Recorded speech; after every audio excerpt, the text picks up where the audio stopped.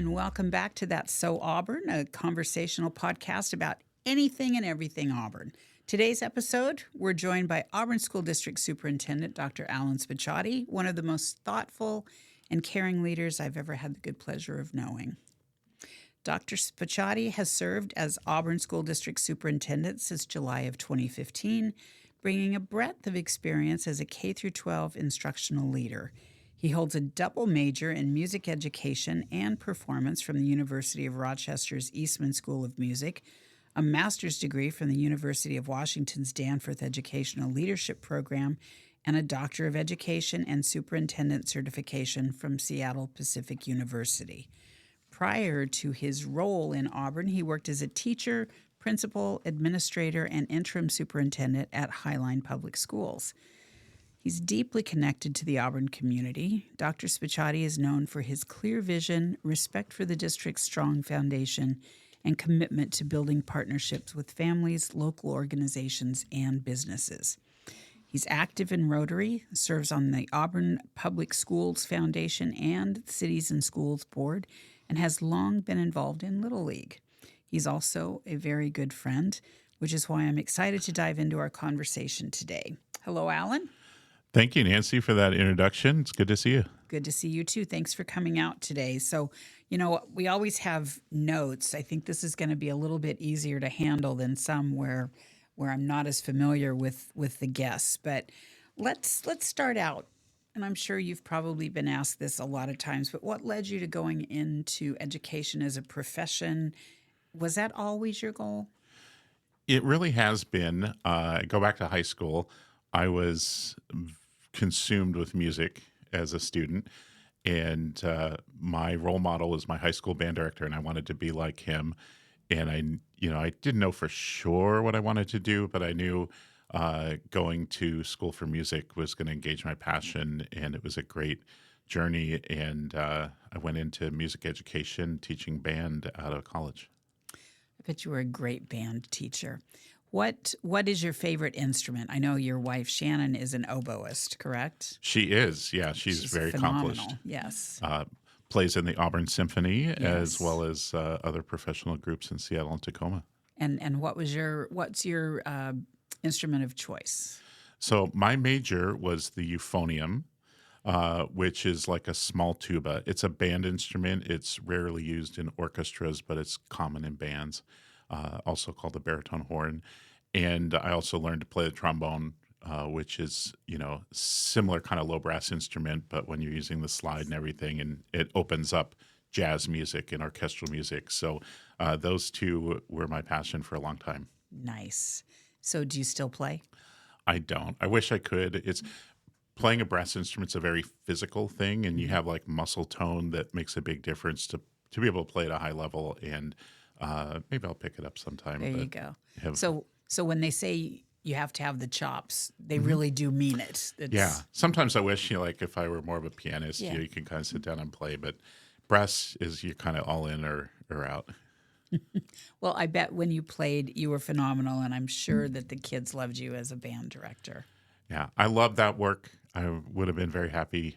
And I still fantasize about, maybe I should go finish out my career in a classroom as a band director. But it's also, progress marches on, and I see what our music teachers are doing, and it's amazing. I'd have a lot of catching up to do and probably a lot of learning from my colleagues if I went back.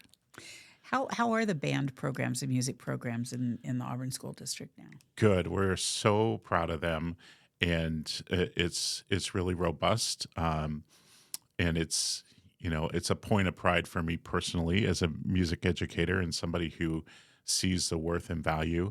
But we have some extraordinary music educators, and we have students doing amazing things. Just this past weekend was the State Solo and Ensemble. So this is for like individuals on their instrument or quartets and quintets and things like that, and had numerous superior ratings. We had the second place soprano vocalist from Auburn High School in the whole state. So think about that. That's amazing. And the second place brass quintet at Auburn Riverside. Last year we had two first place musicians, But if you think about if we had the second place football team in the state, how we would shout that from the Oh, rooftops, and we yes. should celebrate our musicians just like that. We really should. And you and I have talked about that numerous times. And we even held a parade after Auburn High School men's basketball team won the state championship. We made it about more than just not just, but we made it about more than the basketball team. We celebrated all of those who had received the superior awards. And it wasn't just sports. It was all realms of academia that we Yeah. brought in. I mean, that'll be a theme that I'll probably carry through this interview. Our students are amazing, and it's validated in different ways. So it's easy, I'm biased, but when you see this really rigorous objective process that they do for, just getting to state is Mhm. amazing because you're being compared to musicians throughout this region or uh, DECA. We have students go I to love DECA. nationals in DECA in business and marketing, and again, they're students from high schools across the state, and just making the next step, just showing up to put yourself on the spot and do that public speaking, but then to reach that external kind of word that says it's not just mom and dad who are proud of you or you're a proud superintendent, but it's people who are really recognizing your talent and accomplishment. That's very gratifying, and you see that in all walks of life for our students. Yes. And I've always heard that if you're involved in music, you're probably going to be better in math and other subjects. Do you find that to be true? I think that's very true. And one of the interesting things when you speak to people who are successful in all walks of life, there's a really high rate of those folks who have studied music and they've been a part of ensembles, and you are learning from an early age to work with people and carry responsibility and be performance based. So all those things are true, and I think it develops your brain, and it does help with um, your reasoning and some of the things that help in mathematics. But at the heart of it, it's intrinsic, right? It's Yes. music is a part of the human experience. It's a part of culture, and it's something that you can't learn any other way than having opportunities to learn music in school as a strong program, or through churches and outside groups, and community and family. Just uplifting music is really important to, I think, all students and all people. Hmm. I remember I was a proud product of the Auburn School District, and when I was in grade school, they took us up to Seattle to see a performance of Peter and the Wolf. And I think that's a foundation for a lot of grade school students because they come out and they would explain every instrument and what it was in Peter and the Wolf. And I was fascinated. I mean, this was fourth grade, and I'm a few years past fourth grade now, so it's something that has always stayed with me. So I don't know if they still do anything like that. I know budgets and things can. Well, I'll give you one better. So the Auburn Symphony Yes. does a concert for all of our fourth graders. There's so many. They come in two shifts. The Performing Arts Center holds 950, and we have probably about 1,300 fourth graders. So half the schools come for one concert, and then we bring the others in. Auburn Symphony, it's a professional orchestra. Yes, it is. They use a program and a curriculum developed by Carnegie Hall that's used across the country. Seattle Symphony does it in Seattle schools, but to have it right here where we really can get our arms around it and get our kids bussed in, and every kid has that opportunity. You see that light bulb go on, like literally. I love the pictures if you've ever seen. Oh, Like, yes, yes. and the kids get to participate because there's rhythm, and they bring their recorders and all that. But it's just inspiring, and again, it's at fourth grade, like you said, and a lot of them make that choice to join band or orchestra the next year. Mhm.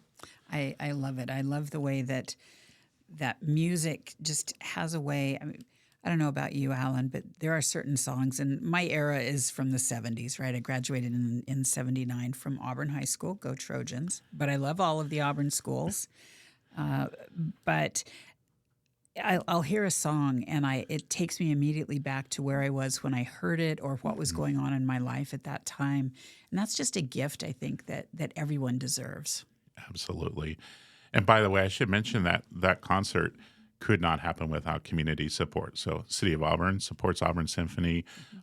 Auburn Public Schools Foundation makes a nice contribution to the transportation, and I think there's others who step up. So, I love to see our community making those opportunities available for kids. So, thank you. I couldn't agree with you more. Tell us a little bit about the Auburn School Foundation. Yeah, Auburn Public School Foundation is, it's a 501c3. It exists to their motto is granting opportunities for students, which I love because it's a little bit of a play on words. Mhm. Um, and they're really trying to have that place that does the extra that we can't do. Obviously, they can't fund the schools. Right. A big budget operation to run 24 schools.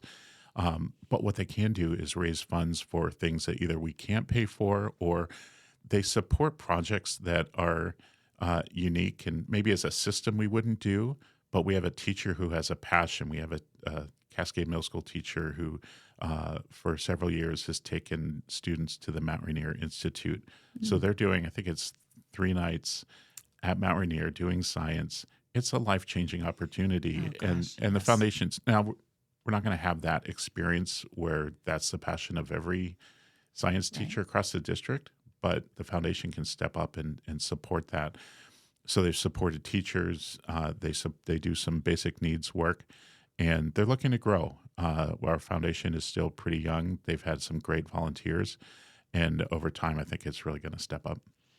I agree. I loved it when it first was being talked into existence and loved the idea of those opportunities, for kids who really want something and just for whatever reason the finances aren't there, whether it's the school district or the family, just to be able to have those kids have the opportunities that they deserve that are life changing, like you say. Yeah, and we have such a supportive community, a loyal community, um, proud Trojans like yourself, but now we have proud Ravens and Yes. Lions and Yes. the Wolves out at West West Auburn. Auburn. And I like that the foundation gives people a chance to give back and to stay connected. And I really encourage, look them up, Auburn Public Schools Foundation. We're always looking for more board members and looking for folks who can make that little contribution. We have businesses like Hobson, was it what is now Hobson Drops Hops and drops, at yes. up in Lakeland Town Center. Their family is connected with our community and our schools, and they've provided uh, a significant financial infusion. Hagen has been a huge Mhm. sponsor. Other businesses have, and individuals have. So thanks for the support, and would love for more people to be involved.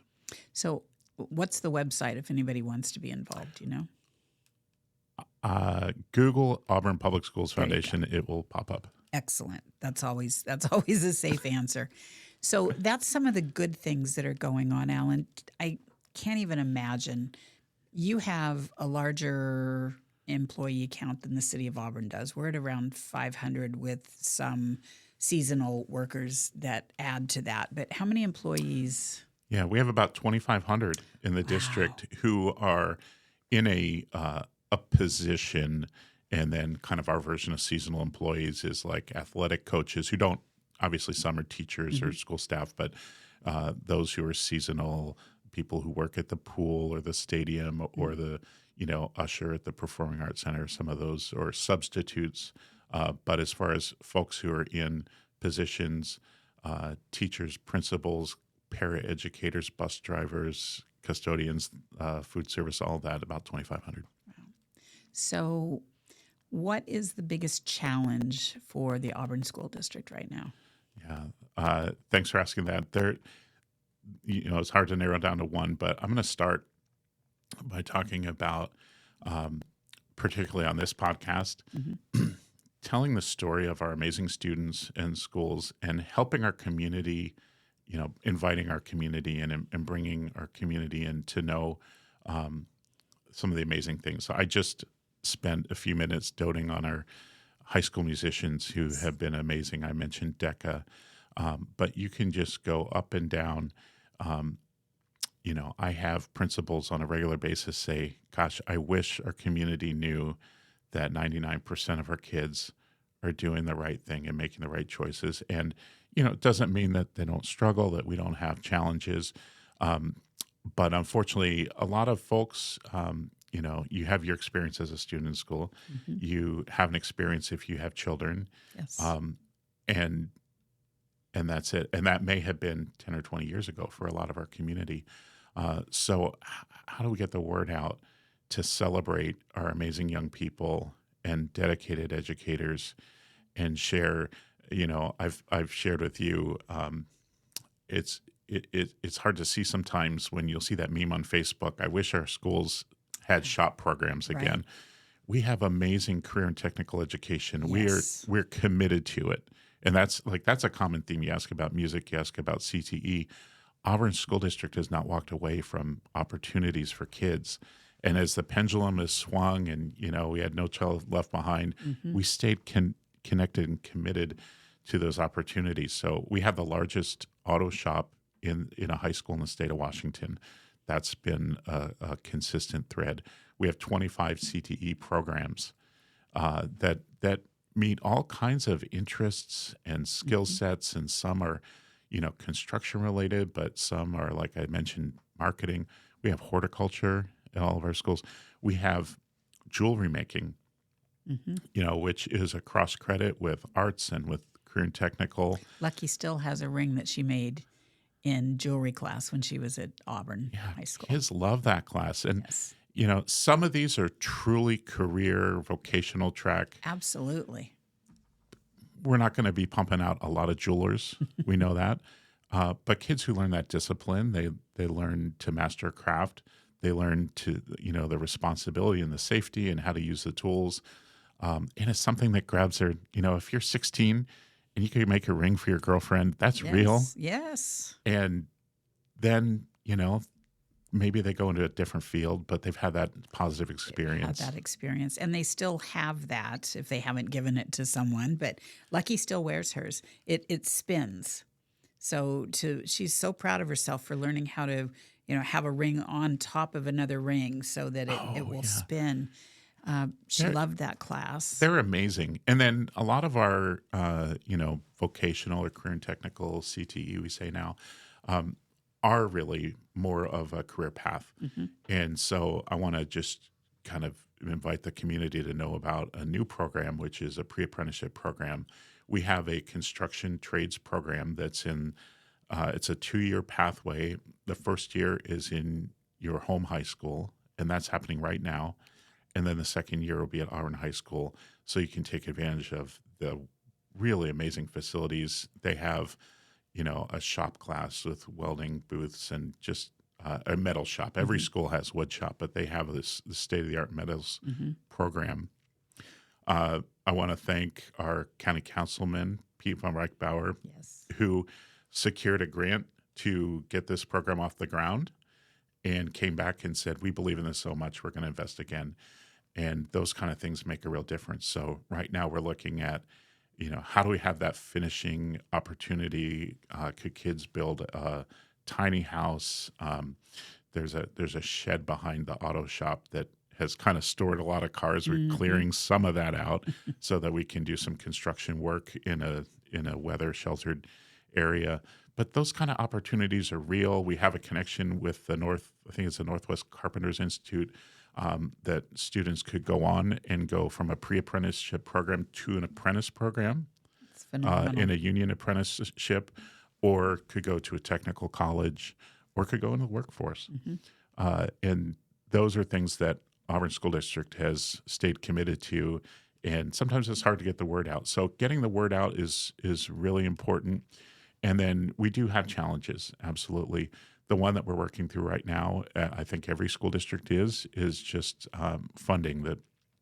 The cost of doing business has skyrocketed, much as for individual citizens and in your Right. home, those Yes. costs have increased, right? And our revenues haven't kept pace. And it's not just Auburn; it's happening across the state. In fact, we're in a little better shape than most, but we want to share with our community like the amazing things that are happening that our kids are worth investing in and our teachers are worth supporting, so we can continue to have really fine schools and the opportunities we've had in Auburn. So we're getting the word out. Thank you for opportunities like this. Well, thank you for sharing. And, I'm going to recall it was probably longer than 5 years ago because that was COVID, if we think about it. So it was 6 or 7 years ago that you and I toured with former Governor Chris Gregoire through the SHOP program, through carpentry. And she was fascinated and so proud because she is an Auburn High School graduate as well. And she was so proud of the work that was being accomplished in Auburn. And we haven't talked, but there's a connection between Auburn School District and Green River College and the trades too, right? Yeah, it's a great pathway. So students who are in our programs can earn credits that give opportunities. We've, through the Cities and Schools forum, that is a gathering of the president of Green River and some staff, myself and our school board, and then the mayors and some city council members from Auburn, Algona, and Pacific. We meet quarterly to talk about what do we have in common, and how do we, one of the threads is workforce development, right? Yes. It always resonates because it's work that we do, it's work that Green River does, and it's opportunities, and it's the economic engine in our cities, and our businesses are crying out for a qualified workforce, and so we're working that together. And part of that work has been our people getting together with Green River to articulate our programs so that there's a smoother transition, and you could start studies and then continue on at Green River. And I say this every chance I get. We are so lucky to have a really high caliber post-secondary option that is affordable, that has quality programs in all kinds of fields and literally in our community. Yes. I think having Green River College so close, some people take it for granted that to be a really good college, it has to be far away from where you're living, right? There has to be, it's just impossible that such a great, educational opportunity is literally in your backyard. And at Green River College, I graduated from Green River Community College and am proud of that. I'm a proud Gator as well as a proud Trojan, and lucky, graduated from Green River as well. They have great programs up there. And, I'm a firm believer in post-secondary education. That doesn't necessarily mean a 2-year or 4-year college degree, and we've chatted about this numerous times, but you have to have some type of post-secondary education, and the trades are a great way to be able to have a great family wage job, doing things that you really like, because not everyone is college bound. But we need to make sure that there are opportunities for everyone. And the trades programs, I think you do an amazing job with the CTE in the Auburn School District. I hear about it in other places that I go, how amazing the programs are. So Auburn has so much more than people sometimes give us credit for. Absolutely. Yeah. You put that really well. Our vision is to prepare students for the future they choose. And we also don't want to say, 8th grader, 9th grader, you're not college material. Right. You should do this. No, we want students to have that opportunity to figure out, what do I want to do with my life? Do I want to work with my hands? Do I want to serve people? Do I want to do a STEM career? And whatever path that is, we've supported them. We've opened those doors, and we're really committed to it in all those areas. And you put it really well. It's about, we all know somebody who only has a high school diploma and has done really well in life. And it's in it, hats off. Some people I really love and admire. But overall, in today's world, you generally need something beyond high school. Hmm. If you're going to work on cars, you darn well better bring it, learning that Yeah. There's technical no shade tree career. mechanics anymore. Absolutely. So Green River is a great partner. Mhm. Yeah. I really enjoy the cities and schools, and we're getting ready to bring back that the how to help with the workforce, create the workforce. I will tell you, Tammy's having a little bit of a difficult time getting the mayors and Dr. Johnson and you getting our calendars to match up to where we can have that meeting to do the planning. But it's still on her task list or her to-do list, and she's not giving up on it. But If you want to get something done, ask a busy person, right? exactly right. And I'm looking forward to us re-engaging in that work because I think we had just started it before the pandemic and we obviously had to put it on pause, but I think there's even more of a need for that now. Like you said, the employers in the area are looking for quality individuals. Our kids are looking for jobs and careers. And if we have the opportunity to help them meet, help them find each other, I think that is a huge win. Absolutely. Yeah. What else, Alan? What else is going on in the school district? Anything that you would like for our listeners to know about? One of the things that I'm working really hard to do is communicate. Uh, I have a mantra this year that we're student centered, we're learning focused, and we're community owned.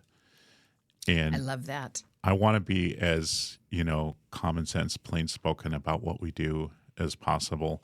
Um, a l- Probably one of the hardest parts of my job that's changed in the 10 years I've been here is when I started, you could really connect schools to your local community and isolate it from all of the noise Hmm. of, national politics. And somewhere along the line, those got blended together. And I think it does a disservice, and some very basic concepts have gotten political and politicized. Oh, yes. So I think about, what are we here to do? We're here to educate students.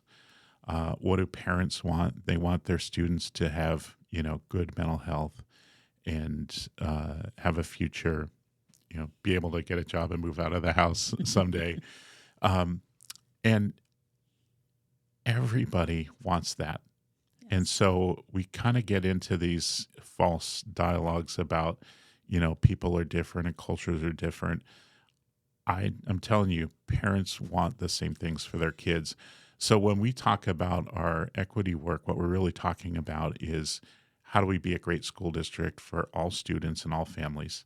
And we've always been good, and we've always been good or great for many. But how do we continue to evolve so that we're really great for all of our students? Um, and that's, that requires growth as our Yes. community grows and develops. Um, but that's all it's about. It's like, how do we make sure all of our parents feel welcome? We've always had parents who maybe had a bad experience in school or intimidated or what have you. Now we may have some parents who didn't attend Western schools, right? We have Hmm. a large population that's new to America. How do we create places that are welcoming, that really reflect our community, and we're not asking people to take off all of their beautiful cultures and leave them at the front door and come in and assimilate in our school, but we're actually creating a place where everybody feels like they can belong and be themselves. Oh, and that's beautiful. I love the way that you put that. We're not asking everyone to take off their beautiful cultures and leave them at the door. That the visual that gives as well is something that should resonate with a lot of people. I know I recently had the opportunity, along with you, to be in the classrooms. We went to AP. What was it? Went to a civics class and a Civics government class class. and an AP government, I Yeah. think. The kids in those classes, I I was in awe, right? I mean, the classrooms have changed since I was there, but the basics are still there. But the kids were so involved. This was part of our Safer Auburn community, and thank you so much. to you, Alan, specifically, and to the school district for partnering with us on this and hosting us in some of your beautiful schools. But we recently took the Safer Auburn program into the high school, into those two classes, and wanted to ask the same questions that we did of the adults in the community. What do you see as the biggest issues facing the city? And then what do you see as some community-based solutions? And they were phenomenal in their work. I was so impressed by their thoughtfulness. Yeah, I'm inspired every time I'm with students, and I've carved my schedule now that I visit schools every Monday morning. Oh, good for you. In other times, because students have so much to say, and uh, I heard somebody once say, students are the only people who are experts at being students. And sometimes we think we are, right? I remember going to I school. remember, yes. It's different. It's different today. And our kids they're thoughtful. They're caring and concerned. They had really good things to say. And I really appreciate, Nancy, what the city did to go out and listen to the community. It's been a challenging time in our community. As somebody who, lives and dies with our young people, we've had some really, really difficult and sad and unfortunate occasions. I never want to go to, a student's funeral. No. But those community conversations gave me hope because they showed how many people cared. And that if we collectively raise our voice, things can change. Yes. And I've felt a difference in tone even since those meetings.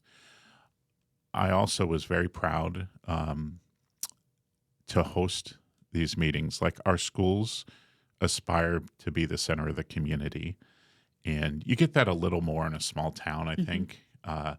But you staged it very beautifully to have local schools be the place. So if you lived on the West Hill, you go to Evergreen Heights. If you lived in South Auburn or Lakeland Hills, you go down to Mount Baker. If you lived up on Muckleshoot, you go to Chinook and Lee Hill Elementary. And all the places that we went, in the gyms, in the cafeterias, in the libraries, it opened our schools to the community in a way that I thought was really authentic and important. And then to hear the voice of people was really helpful, because sometimes I think we feel alone and we say, why is this happening? Right. And to see so many people speak up was really powerful. And some of the things that we're struggling with, to hear from 300 community members and to have them say, hey, we're with you. And, they're holding us accountable, but they also they want to be a should. part of the Right. solution. Yes. Right. So that was really terrific. And then lastly, it was a great opportunity for us to share some of the things that we're doing. And we've done so many things, on a day-to-day basis. Our number one priority is keeping kids safe, right? Over the long arc, it's preparing kids for the future, like I talked about. But every day, it's about keeping kids safe. We have an anonymous hotline that you can text or call or go to the website. We really have built out this, if you see something, say something. And So important. it's prevented things. It really has. It's kept us safe. We have a web filter if a kid searches a term that might be hurting others, but oftentimes they might be hurting themselves. If it's on a district device through email or web searches, it gives us a flag. A counselor can talk to them. We've averted some really potential bad things for kids through those. We have, when I started, we're kind of a small town, right? We had Yes. 3 school security officers. We now have 12. We had 1 school resource officer who's a police officer assigned to a high school. We now have 3. And our partnership with APD has been really healthy. Our SROs are really good with kids. Like that's a difficult role, because you're still a cop, but you're an educator. And it's hard to do both of those, and they do it really well. So I appreciate that partnership. We've done a lot with, fencing and locks and cameras and all those things that people don't know about. And it was good to have an opportunity to share, this is how much we care and we're trying. And every year we get a little bit better. Hmm. I agree. I think it was a wonderful opportunity to see some of the beautiful new schools that this community has been so generous in approving bond measures for. And once your kids are grown, you don't always have opportunity to be in the schools. So I'm sure that there are some people that think, well, my kids are all grown. Why do I care anymore?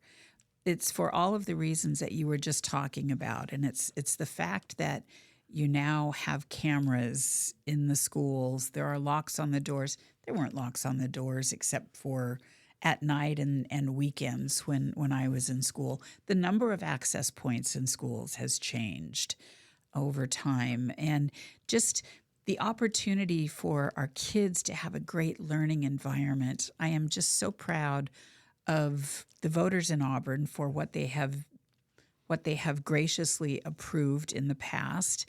And I wish everybody could have an opportunity to see these schools and see the kids in healthy learning environments, knowing that they played a role in that. They may never know those kids, they may never be inside a classroom, but I hope they know that they have played a role in improving the lives of kids in our community. And that is such a gift. It just makes me so happy when I see that and think about it. A day doesn't go by where I'm not grateful to be a part of this community. And there are so many examples of our community support, and obviously in building schools for our kids and the next generations. We build our schools to a 100-year standard. They'll be here longer than we are. And it's a really wonderful investment in the next generation and making sure that they have modern, safe facilities. I think about a kindergartner who is entering school at 5 years old. If they work to 65, they're going to be in the workforce to 2085. Oh my gosh. So, there's a lot about schools that are eternal, but we also don't want them to look like, a school from 60 years ago. We need to Right. think about kids 60 years in the future. And these new schools have allowed us to do that. Our technology levy has been transformational. So I'm just grateful to the community for providing that support. Yeah, it really is a great community. I often say that if you count the wealth of a community only by the per capita income, Auburn isn't going to be in the top 10.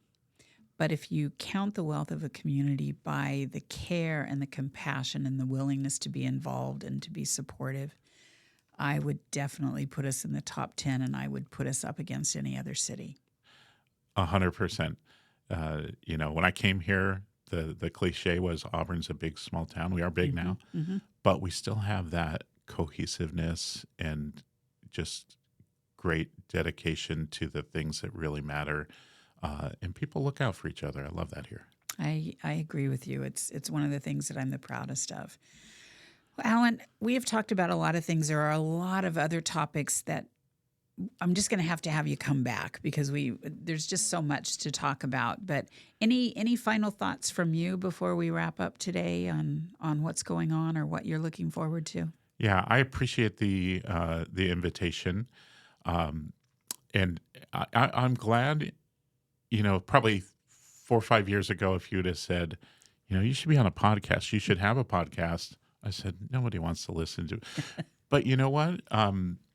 Our school board heard a presentation of a superintendent who podcasts and encouraged me and kind of almost nagged me to do one. And it's great to have vehicles like this to get the word out.